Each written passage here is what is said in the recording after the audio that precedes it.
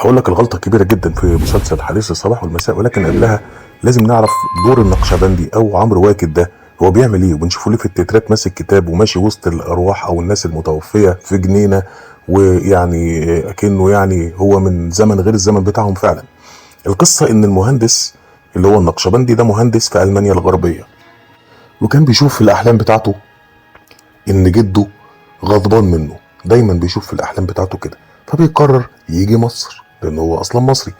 لما بيجي مصر بيعمل حادثة في الطريق وبيبقى بين الحياة والموت. اثناء بين الحياة والموت دي، او يعني لما الروح تبقى معلقة، يقال ان الانسان بيروح يتجول يعني في ذكرياته وفي ايام هو ما عاشهاش اصلا، فبالتالي بيروح يتجول بين الاموات من عيلته عشان يبدأ يشوفهم ويشوف قصصهم. والغريبة طبعا انه لما بيفوق من الغيبوبة في اخر المسلسل بيطردوه من العالم بتاعهم، وكأنه طبعا عشان هو لسه ما ماتش ما ينفعش يكمل معاهم، لكن لو روحه معلقة يقدر يبص عليهم من غير ما يتدخل في حياتهم ومن غير ما يشوفوه.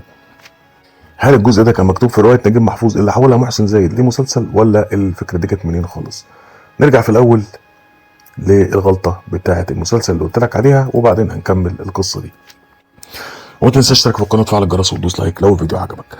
حديث الصباح والمساء زي ما قلنا بيبدأ بالطفل النقشبندي، بيبدأ بالشاب اللي اسمه النقشبندي اللي هو عمرو واكد، لابس ملابس حديثة وشايل شنطة حديثة، واكنه يعني جاي من سفر وكده، ووراه كده حاجة زي الدخان وكده عشان يديلك اجواء ان الموضوع ده حياة مش مادية، يعني في حياة في خيال يعني في الموضوع. وبينادي على جده لحد ما يلاقي باب الحديقة ويفتح الباب ويقعد يتمشى بقى ويتجول بين الناس. بيلاقي الأستاذ أحمد ماهر، وكمان بيكون لابس أبيض في أبيض ودقنه طويلة، ويقول له أنت مين؟ فننزل بقى إيه البداية وتتر البداية وكل المسلسل كل الممثلين. وطبعا كل حلقة بنلاقي قبل التتر عمرو واكد بيتجول بين أبطال القصة، ومسموح له يدخل في قصة كل واحد ويقعد يبص عليهم، لكن هم طبعا مش شايفينه لانه من عالم غير العالم بتاعهم. ومعاه كتاب لو تلاحظ برضه هو بيتجول، الكتاب ده بيشرح له تاريخ العيلة ومين مع مين في العيلة ومين قريب مين، لان احنا ساعات كنا بنتوه، ولكن طبعا الكتاب ده بيضيع منه، فبيتدخل عمرو واكد في المشاكل بتاعت بالذات ولاد عطا المراكيبي، فبيطردوه في الاخر. عمرو واكد بقى كان بيلعب دور النقشبندي ده اللي هو مين؟ ابن قاسم ابن عمرو اللي هو ابراهيم يسري، ابن عزيز اللي هو توفيق عبد الحكيم، ابن يزيد المصري اللي هو احمد ماهر. ده هجيب لك بقى ايه نسبه كله، يعني احمد ماهر خلف توفيق عبد الحميد وخلف ابراهيم يسري وبعد كده قاسم وبعدين النقشبندي. المهم قاسم بقى لا خلف ولا اتجوز، ده فضل صغير. ايه ده ازاي بقى؟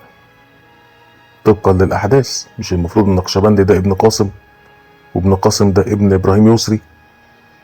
قاسم ده الشاب الصغير اللي عمل الدور بتاعه اللي كان قاعد دايما جنب عبلة كامل. هي دي غلطة المسلسل كلها، ان اللي شاف المسلسل يعني هيلاحظ ان قاسم ابن عمرو وراضية بدأ المسلسل وهو صغير، وفضلت الناس كلها تكبر الا هو فضل صغير وقعد جنب جدته. الحقيقة بقى كانت سقطة كبيرة جدا ان اخواته بيكبروا وهو ما يكبرش، لكن الرواية طبعا ما كانتش ناسية الموضوع ده.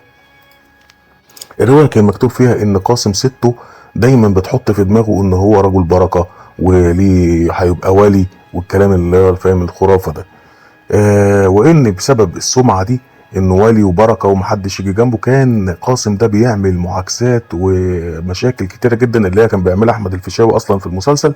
لا دي كانت في الرواية كان قاسم هو اللي بيعملها، ومحدش كان بيقدر يجي جنبه طبعا لانه بركة.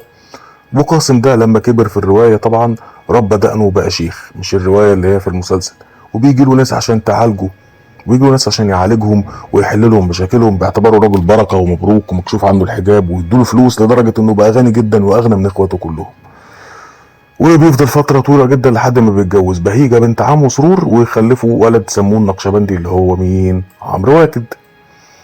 طيب كده الموضوع ده كان في الرواية، لكن ما كانش في المسلسل. النقشبندي بقى اللي هو عمرو واكد بيظهر في بداية المسلسل، والقصة انه كان مهندس في المانيا زي ما قلنا، والى اخر الموضوع.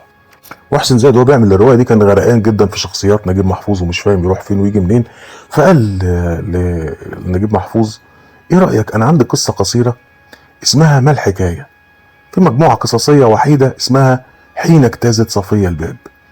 بطل القصة بيمشي متخبط وتايه بعد عودته من الغياب، ورغم الظلام رأى البيت العتيق. متمددا كما هو في ساحة الحارة التي ازدادت ضيقا فتخفف من أحماله التي صاحبته عبر الرحلة. ده طبعا المشهد بالظبط اللي بيعمله عمرو واكد في الأول. ورفع يده إلى مقبض الباب النحاس وظل يترك الباب، وفي لحظة يأس يفتح الباب ليرى وجه جده المشرق في ثنايا وجهه تجاعيد ويعني ولحيته البيضاء المسترسلة على صدره العريض، ويجعل بقى بيساره مصباحا بدائيا، وأمسك كتابا ضخما يبدو أنه يطالعه حين سمع طرقات الباب، خبط الباب يعني. ومن هنا رسمت شخصية النقشبندي الذي دخل ليجلس مع جده الخامس أو السادس ليسأل ماذا حدث. هذا الجد هو شجرة، هو يزيد المصري، والكتاب الذي يعطيه الحفيد هو كتاب الشخصيات، أو جت في الرواية أو جت في المسلسل يعني.